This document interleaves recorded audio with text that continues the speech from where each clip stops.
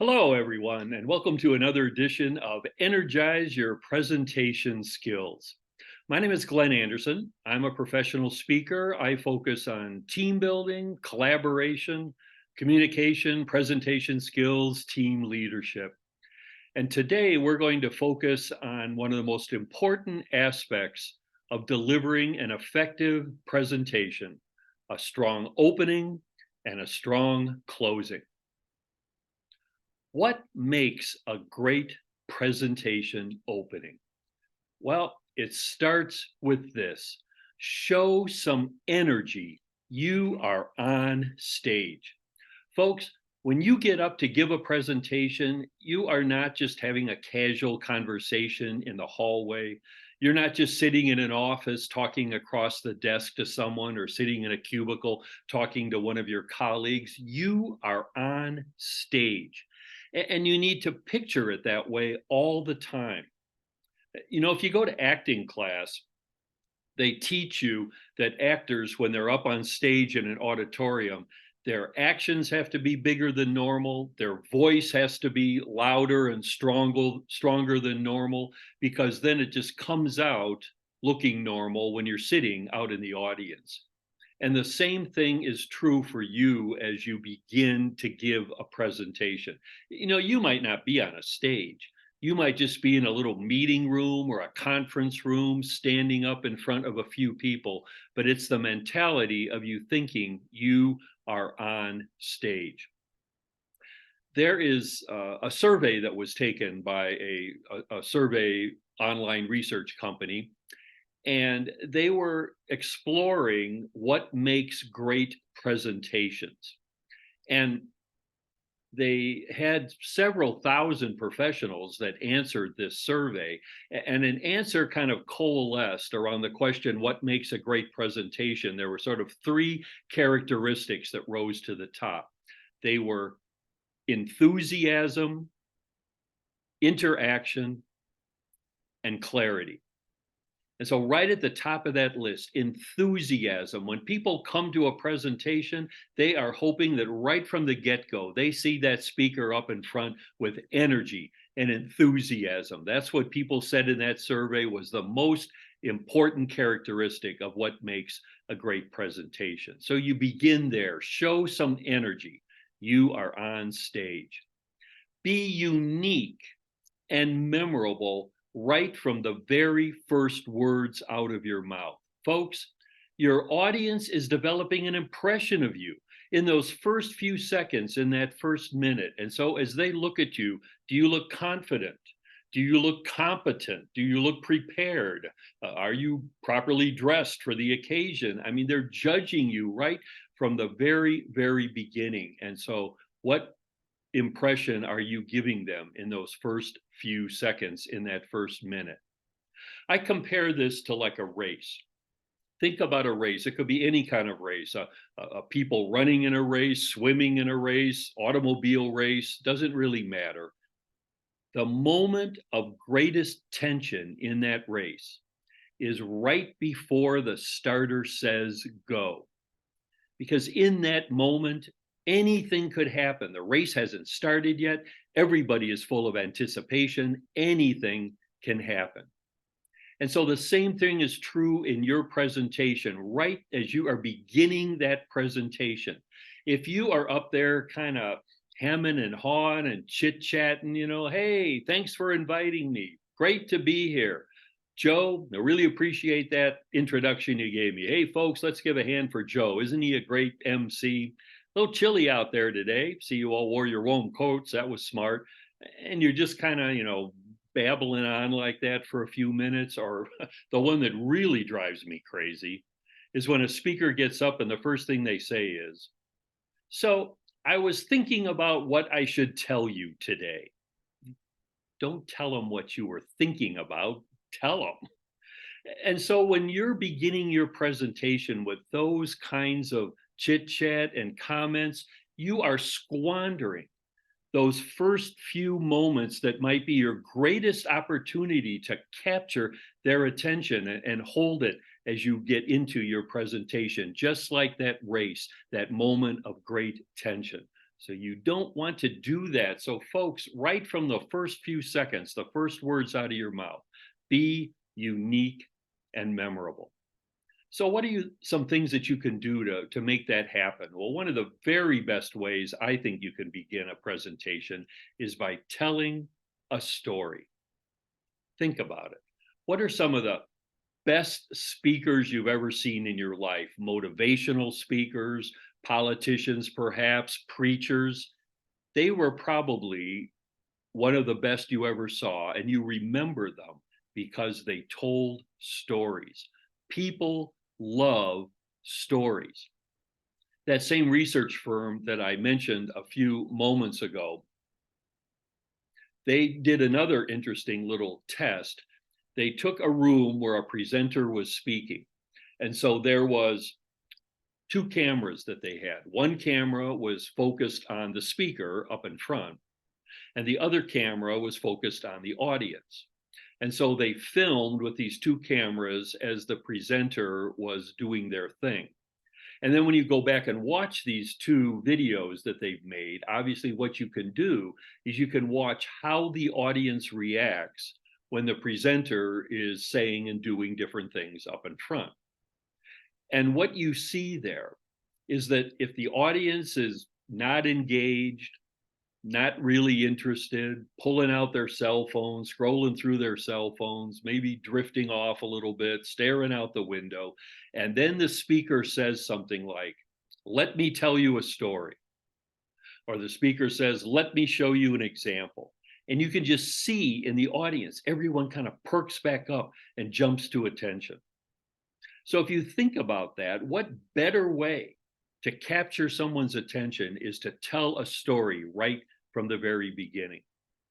One of the more successful presentations that I do professionally is based on some many years of my life that I have spent studying and performing improvisational comedy. And the presentation is called Energize Your Team's Performance, Think Like an Improv Actor. And when I get introduced to give that presentation and I get up in front of the audience to start, the very first words out of my mouth are, "I was standing on the stage of the comedy club, waiting for the audience to provide a suggestion." I go right into the story. I don't do any kind of thank yous or anything like that. Just boom, right into the story. That's a great way, a unique and memorable way to begin a presentation. Tell a story. Here's another idea. Use those first few minutes to get to know your audience, get your audience involved. When I am doing a longer workshop or session on how to develop your presentation skills, one of the things I do right at the very, very beginning, right when I'm just getting started, is I ask the audience, what do you think sucks the energy out of a presentation? And this gets the audience talking. People start yelling out suggestions and we talk about them for a little bit. And this gets the audience involved and talking right from the very, very beginning. Or maybe if you're getting up to give a presentation and you don't quite know the background of your audience. How many of you are familiar with this product I'm talking about today? How many of you already have this installed? How many of you have some experience working with this particular software, hardware, process, whatever it is that you're talking about? And so people raise their hands or maybe they comment briefly. And again, even just the act of raising their hands at the very beginning gets them involved, ties them in, gets them interested right from the start.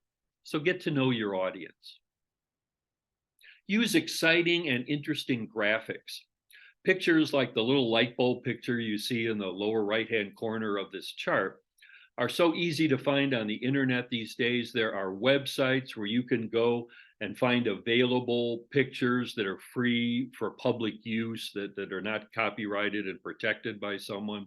At the end of this session today, I have several websites on the references page that you can use if you've never looked into this kind of thing before. But filling your presentation with interesting and exciting graphics, and especially right from the beginning. Again, capturing people's attention. Start with the big picture. Assuming you have created this presentation and you've got maybe an overarching premise and then you've got an outline with 2 or 3 or 4 main points that you're going to drill down. Well, take that outline and introduce at the beginning the big picture of where your presentation is going. Draw a nice picture of what the larger emphasis is of what you're talking about. And then as you go through the presentation, you drill down to the detail in each of the specific points, but opening with that big picture. Again, a good way to rope people in, kind of as you're building an agenda, perhaps, of what it is that you'll be covering in the presentation. Memorize your opening. Now, I would never suggest that you get up and try to have an entire presentation memorized. I mean, that's a very dangerous thing to do, because you get in the middle and you forget what you were going to say, and suddenly you're like an actor on stage that has forgotten their lines.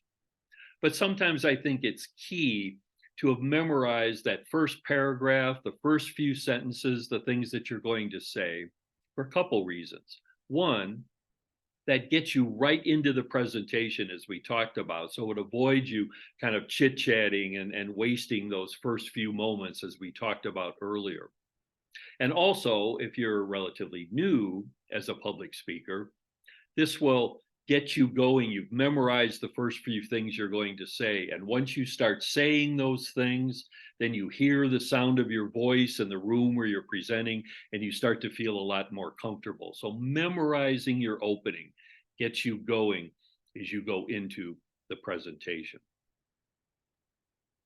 Folks, the audience wants to like you. They have come to this presentation. Maybe they were forced to be there. Maybe this is a team meeting and they don't have any choice, but still, when you get up in front to give a presentation, they're there and they're going to spend some time with you, and they want to like you. So from the very, very beginning, give them that reason to like you. Bring that energy, enthusiasm that the survey said is the most important thing that makes a great presentation. Don't waste those first few seconds squandering that time where you can capture them and reel them in, just like the tension at the beginning of a race. Open by telling a great story that sets the stage for where you're going. Quiz your audience, ask them some questions, get them raising their hand, get them talking, get them talking right from the beginning. Include some exciting, interesting graphics. Start with the big picture so they know where you're going with the presentation and they don't get lost in the trees and forgotten what the forest looks like. Memorize your opening so you feel confident and strong. Remember, folks, the audience wants to like you. And then we move on to the closing, just as important. You want a strong closing that wraps up and summarizes what you've been talking about. And here's an interesting thing to consider. Never end with questions. Now, this might be hard for you to understand. Let me explain what I'm talking about here. Yes, certainly at the end of a presentation, if you've allowed time, you might want to do a question and answer session, and that's very important. But let's talk about exactly how to do that. Have you ever been in a presentation before where the speaker is all done, their last chart is up on the screen, they've finished the entire presentation, and then they turn to the audience and say, now, are there any questions about what we've presented today? And a person in the audience raises their hand and asks a question, and the speaker starts to get into an answer for the question. And meanwhile, other people in the audience are kind of starting to put their stuff away, pack up their laptop or their notebook if they were taking notes, kind of maybe half paying attention to the Q&A. And then another person asks a question. Maybe they're kind of down in front of the auditorium or the room. And so the speaker starts to address their question. And meanwhile, a couple of people have kind of lost interest. They're not really interested in the Q&A. They know this presentation is over. So they get up and start to leave. And then maybe another person asks a question and the speaker kind of zeroes in on their question. Meanwhile, a few more people have gotten up and started to leave. And the whole thing just kind of trickles away. Not a strong way to end your presentation. So what I would suggest is, if you have allowed time and you want to do a Q&A, that you do it before you've actually completed the presentation. So maybe you've got a couple charts left, a couple summary charts, a couple wrap-up charts or something like that. And so before you present those charts, you look to the audience and you say something like, now I'm not quite finished yet. I've still got a couple more charts to go through. Before I conclude, however, are there any questions? And so then the audience can do your Q&A, and people are much less likely to get up and leave because they know you haven't finished the presentation yet. So the people listen to the Q&A, you wrap up the Q&A, you do your final couple charts, nice strong ending. Thank you very much. Grand applause. Much stronger, better way to close your presentation than you doing a Q&A as people get up and just kind of, dribble away outside of the room. So this is what I mean when I say never end with questions. Don't make questions the very, very last thing. Now, I'll tell you, this takes some pre-planning. You have to think in advance. I'm going to pause right here and do questions.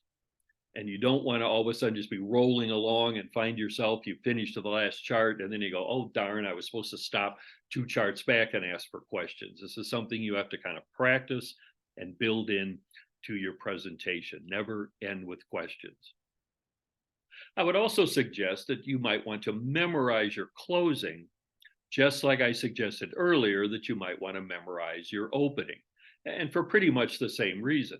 You've been rolling along, you've been doing this presentation for 20, 30, 45 minutes, whatever, and now suddenly you get to the closing, and you want to make sure that you're giving it a strong closing. So writing this out in advance, thinking to yourself, what are the last 2 or 3 sentences that I can say that will really, bring home what I've been talking about in the presentation. So working specifically on what you want to say at the ending, and then maybe even memorizing that to make sure it's strong. Folks, the closing is about what you want the audience to do. You've been giving them information, you've been teaching them a skill. Hopefully they have learned from that, acquired that skill, and now what do you want them to do? And so it's more than just, hey, thanks for coming, thanks for listening, we're done now. You want to have this strong closing. Another way to look at it would be it's a call to action. You're asking the audience perhaps to get involved in something, to take the skill and go do something, to make something happen that wasn't happening before. And so what is that call to action? So preparing, really thinking about your closing as much as you might think about your opening. So don't make questions the very last thing you do. Memorize your closing. Think about what you want the audience to do with the information, with the skill that you have been giving them. It's a call to action. I love this quote from the presentation guru, Andy Goodman. He says, in the long run, numbers numb, jargon jars. Nobody marched or protested because of a pie chart. If you really want to connect with your audience, give them what they're waiting for, what they're always waiting for, what the survey said they are waiting for. Tell them your stories. And so maybe you have a great story that you can use as a wrap up, as a strong way to close your presentation. Here is some reference material, as I promised a few moments ago. These are some great books if you're relatively new, you're trying to grow your skills in the area of presentation and public speaking. These are some great books. I would particularly call your attention to the 4th one there, Confessions of a Public Speaker by Scott Berkun. I really enjoyed this book. It's a fun read. He's a professional speaker, and he speaks on kind of innovation and creativity. And he writes a lot about things that he's learned as he's been out there speaking at events, confessions of himself as a public speaker. Very fun and entertaining and useful book that you can learn a lot from. And then here's the website, some of the websites I mentioned. Those first 2 there are places where you can go and find digital photos that are available for public use. One way to really spruce up, especially the beginning of your presentation where you're trying to capture people's interest and attention.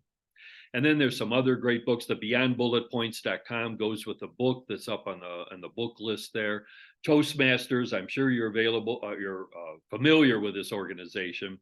And they have, if you just go to their website, they have a number of great articles, including specifically a number of articles on how to use your voice. Very important thing to do when you bring that energy, enthusiasm at the beginning of your presentation. And then there's another interesting website called Speaker Hub. Now, Speaker Hub is used for speakers like me. We put our profiles out there and we look for call for speakers for various events, but you don't have to be a member of Speaker Hub to go to their website that shows their skill camp. There are hundreds of great little articles of how to become a better public speaker. So check that out as well. So to wrap up this edition, any presentation is going to bring value to the audience if you are giving them inspiration and information and insight.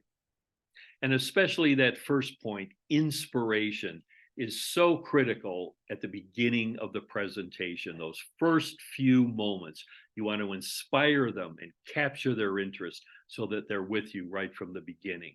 And then as you go through your presentation, sharing information, sharing insight, and then wrapping that up with a strong closing. Another quote that I love a lot: they may forget what you said, the specifics of what you said, but they will never forget how you made them feel. And you want to make them feel great in those first few moments as you begin a presentation. And then you certainly want to make them feel great as you end the presentation and send them out with a call to action. If you would like to get in touch with me, the lower right-hand corner there has my email, my website, where you can reach out to me. Thank you for tuning in to this edition of Energize, your next presentation. I'm Glenn Anderson. Thanks for listening.